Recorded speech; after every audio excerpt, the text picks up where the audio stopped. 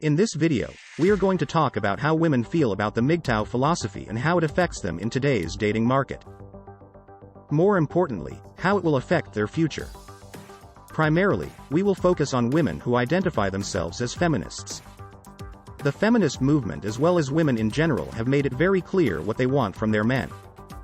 But when we actually offer it to them as requested, they become angry. You have undoubtedly seen this, and it does not make any sense to you from a rational standpoint. Because if a man makes a request of a woman and she fulfills that request, it does not necessarily signal that the man desired something else in the first place. Feminists don't mean equality in the conventional sense when they claim they want it, but they say it anyhow. They are looking for a man who will pay attention to their concerns and give them something to think about.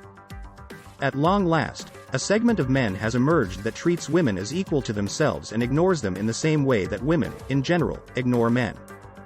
On the other hand, they are more focused on the quality of the results than on the value of the individuals responsible for producing them. Today, it is expected of men to carry a bigger burden of responsibility while at the same time giving women a larger portion of the financial results. If women publicly state their support for equality, and men treat them as equals, but more men choose to go their own way, then women will feel frustrated with the resulting status quo. Some women are simply attempting to bluff their way into a man's life. Their end goal? To take half of his wealth as soon as things go sideways. Nearly 80% of all divorces are initiated by women, so you do the math. Nevertheless, women who assert that they do not need men except for procreation are playing a dangerous game in our society as a whole. Why some women continue to say, "I don't need no man," is beyond me. Even the poor grammar is starting to get old every time I hear it. Apparently, they don't need no grammar, either. Because men are choosing a new option or philosophy, they are essentially calling the bluff. Women are not happy with it. In human nature, we tend to hate or fear what we don't understand. This is why women are humiliating MGTOW males and categorizing us as haters who despise women. When the only thing that concerns us is our own self-preservation and continued existence. Women will never support guys going our own way because we provide for their families and thus are their primary breadwinners. Without a civilization, it is difficult to live, and therefore they suffer complete and utter destruction. On the other hand, they are unable to acknowledge this fact because if they did, we would be able to recognize them for what they really are, which is children acting in the guise of grown-ups. Their opposition to MGTOW also stems from the fact that the work and assets do not get dispersed amongst the women. Rather, they are kept in the hands of the men. They reject the MGTOW philosophy because it makes it more difficult for them to take control of the resources. As more and more men opt to pursue their own paths, amass their own riches, and live a meaningful life, women will be forced into a position where they are either forced into poverty or forced to rely on debt and the government to keep them afloat. I saw a video last week from a female content creator who is often critical of women and their modern-day dating habits. She created 2 TikTok videos with just a few words. The first one said, "Men are toxic." The second one said, "Women are toxic." 2 days later, she received a warning from TikTok about abusive language and hate speech. Her "Women are toxic" video was removed. Just something to think about. Because it is a natural part of their socialization, women will always say one thing while indicating something different. This is because women are more likely to be indirect. They don't appear to be able to approach everything in life in the same manner, which is probably due to the fact that their nature prevents them from doing so. They are persistent in their efforts to penetrate our subconscious and thereby obtain entrance to our minds. They also do not take things quite as literally as males do. For men to be successful in the real world and attain the many goals they set for themselves, they cannot afford to think in any way but logically. If we know what women are up to and where they stand on any given issue, or if their true intentions are clear and something goes wrong, they do not want us to place the blame squarely on their shoulders, so they cannot afford to be direct and sneaky. This is because they do not want us to know what they are doing and where they stand on any given issue.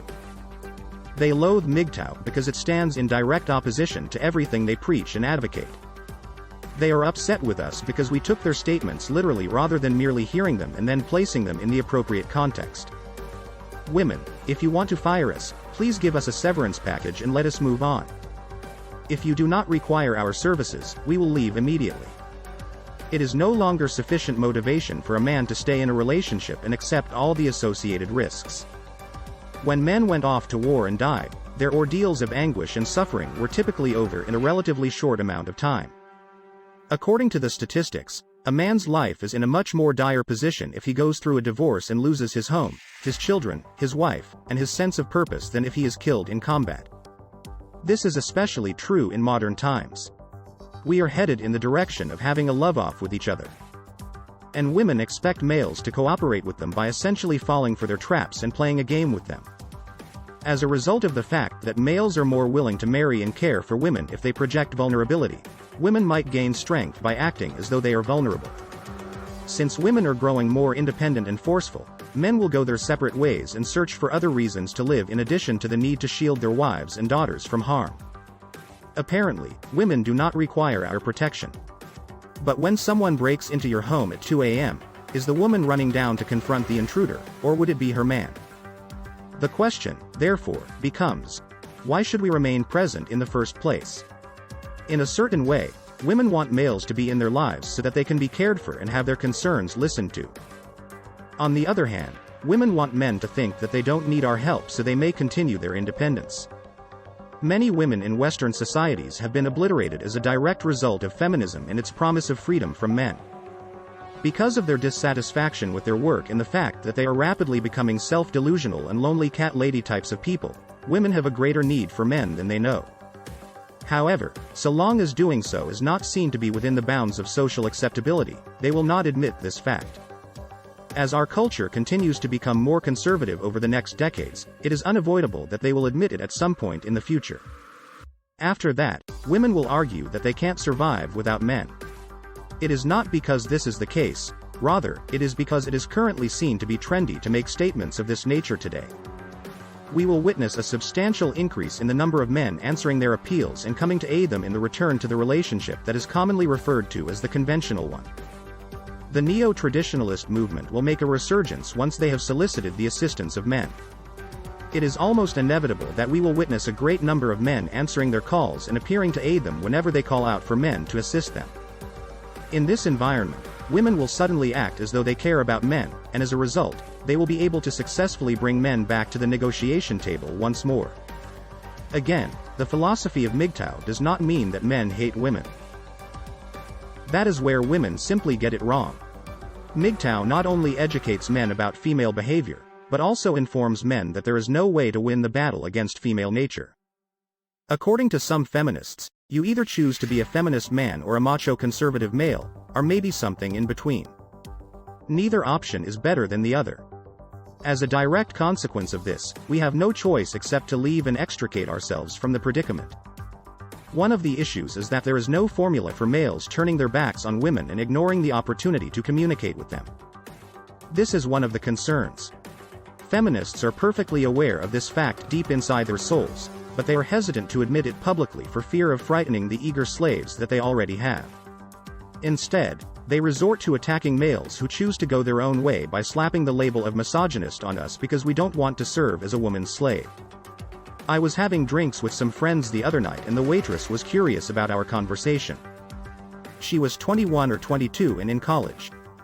We asked her what she thought the definition of misogyny was. Her answer? Isn't that when a man beats up a woman? I really wanted to ask her what her major was, but my friends held me back. So, I drank my beer in silence. To my earlier point, we fear what we don't understand. We also automatically hate something that we don't understand and fear. To put it another way, they want us to be afraid of the prospect of losing access to their bodies. Because some men are spreading the message and educating others, they dislike us. It is, however, backfiring because the men's rights movement has primarily become a place where men learn about the challenges that males are experiencing in our society. When men pursue their own paths and advocate for true equality, it frequently works against their agendas when it comes to feminism and wanting to be superior to other men in their position. To continue your journey of self-awareness, click on the video here. This is because feminism and true equality are inherently incompatible with each other. It is only if we participate in the game and do what they ask that they will be able to gain the upper hand. Thanks for watching.